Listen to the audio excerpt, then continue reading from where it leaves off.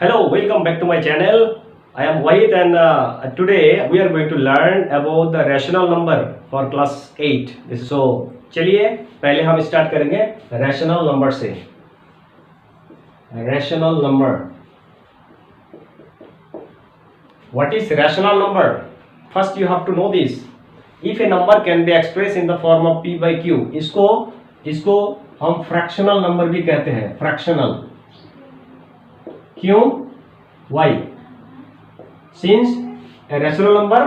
चलो पहले डेफिनेशन देख लो, उसके बाद हम इसके बारे में चर्चा करेंगे. ये हो गया रैशनल नंबर का.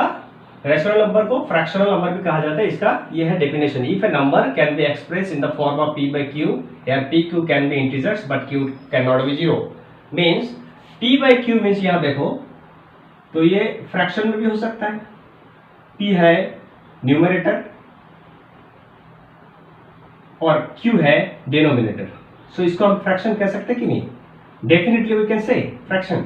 इसीलिए इसको फ्रैक्शनल नंबर भी कहा जाता है. ओके, नाउ इसका कंडीशन क्या है? p q के जगह इंटीजर्स हो सकते हैं. इंटीजर मतलब या तो प्लस नंबर या तो माइनस नंबर या जीरो.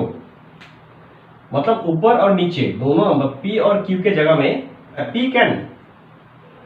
p में प्लस माइनस जीरो तीनों हो सकता है. अब Q में खाली प्लस और माइनस नंबर हो सकता है, जीरो नहीं हो सकता है. जीरो नहीं हो सकता है.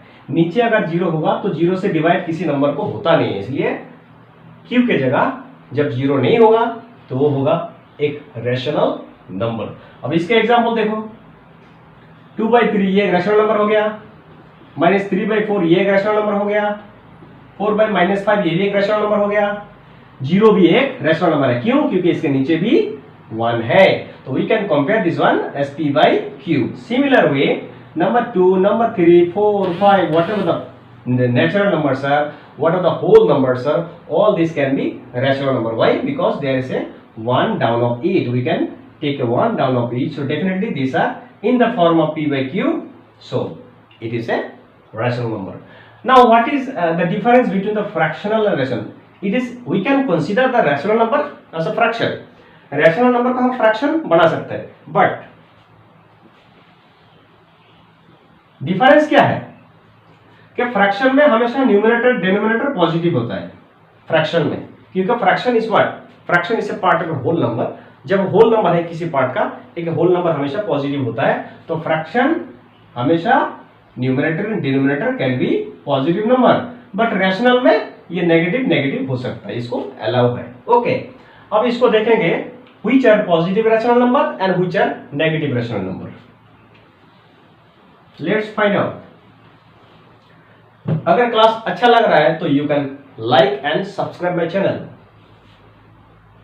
Positive rational numbers, positive or negative, what is that? If a rational number contain same sign in place of p and q, मतलब टॉप और बॉटम में सिमिलर साइन होगा तो वो पॉजिटिव है. अगर सिमिलर नहीं होगा, ऑपोजिट साइन होगा तो वो नेगेटिव है. याद रखना, पॉजिटिव में ऊपर और नीचे दोनों सेम साइन रहना पड़ेगा. इसमें भी प्लस है, इसमें भी प्लस है. अगर इसमें माइनस रहेगा तो इसमें भी माइनस रहना पड़ेगा. तो इसको हम कहेंगे positive. When the numerator and denominator contain same sign in a rational number, that is called positive rational number. And if the numerator and denominator contain opposite signs, then it is a negative rational number.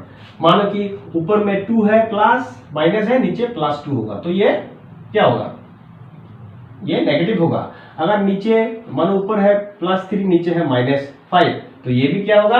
Negative होगा. क्योंकि ऊपर और नीचे अगर opposite sign हो गया, एक plus एक माइनस या तो एक प्लस एक माइनस, एक माइनस एक प्लस, उस टाइम हम उसको कहेंगे नेगेटिव रैशनल नंबर्स. तो आप लोगों को समझ में आया होगा.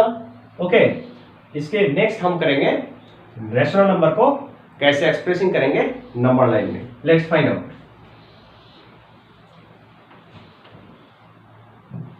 Expressing rational number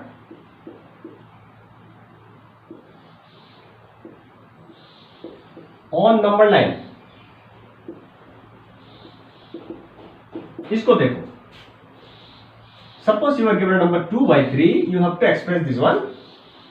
rational number का एक्सप्रेशन और फ्रैक्शनल नंबर का एक्सप्रेशन दोनों सेम है, लेकिन इसमें थोड़ा डिफरेंस है। इसमें माइनस रहेगा तो लेफ्ट साइड कभी कभी जा सकता है हम लोग, 0 से लेफ्ट साइड। ओके, जैसे ये मैंने प्लस दिया और यह एक मैंने माइनस दूंगा, ठीक है। तो इसको इन दोनों को हम एक्सप्रेस करेंगे रेशनल नंबर, और एक इसमें देंगे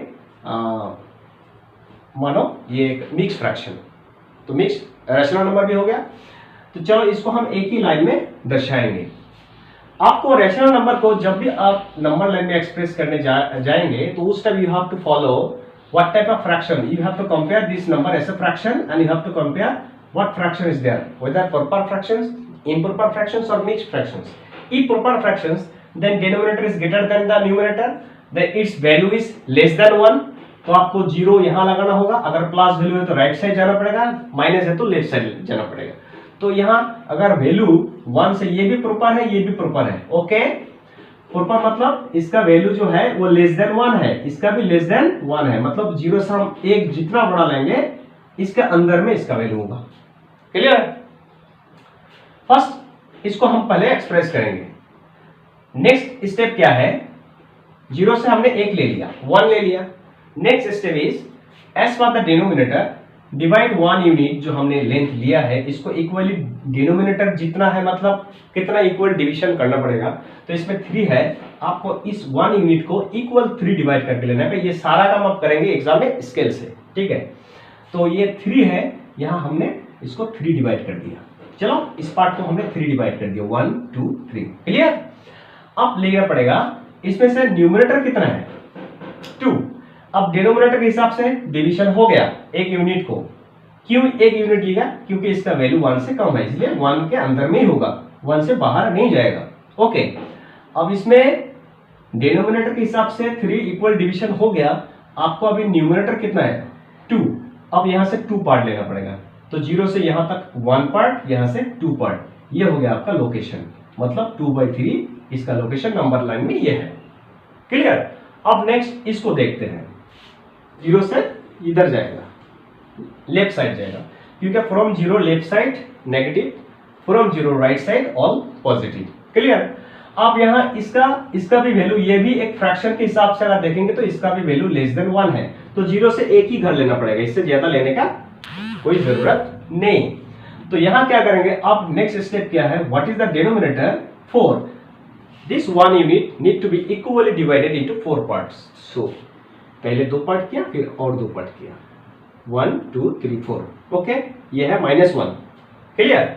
अब आपको क्या करना पड़ेगा, इसके अकॉर्डिंग न्यूमरेटर कितना है, -3। सो फ्रॉम 0 से अब 3 पार्ट गिनो, 1 2 3। ये जो पार्ट है इसका लोकेशन है -3/4। क्लियर हो गया? ओके, अब हमारा नेक्स्ट है इस मिक्स्ड फ्रैक्शन को। इसके लिए मैं इसको इरेज करूंगा, ठीक है। नेक्स्ट हम लेंगे मिक्स्ड फ्रैक्शन है 1 and 1/2, that means 2 1 2 and 1 3/2। It is an improper fraction, और हमेशा मिक्स्ड फ्रैक्शन का वैल्यू 1 से ज्यादा होता है। अब ज्यादा कितना है, डिनोमिनेटर को कितना गुना है न्यूमरेटर, 2 गुना से भी कम है, तो वैल्यू 2 के अंदर होगा।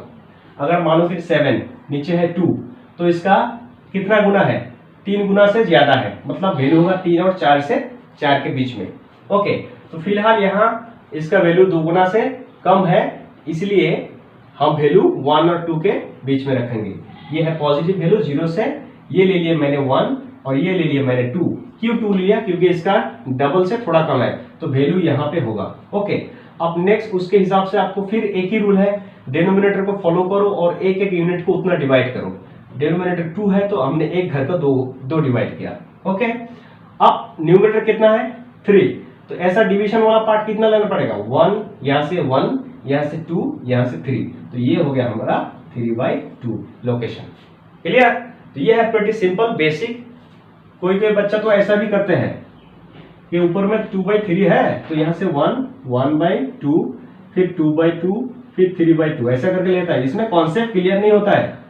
इसका मतलब है आपको ये जो है ये है कॉन्सेप्ट। कैसा कॉन्सेप्ट कि एक घर को कितना डिवाइड करना पड़ेगा, 2 डिवाइड करो। एक घर मैंने एक घर यहां से लिया, इसको 2 डिवाइड किया, फिर ये से एक घर लिया, इसको भी 2 डिवाइड किया, उसमें से ऊपर में जितना पार्ट है काउंटिंग करो, 1 2 3 हो गया, तो काफी इजी हो गया। I think you have nicely understood. Next इसका ऑपरेशन हम करेंगे, रैशनल नंबर का ऑपरेशन। Thanks for watching. अच्छा लगा तो सब्सक्राइब कर देना, ठीक है। Thank you.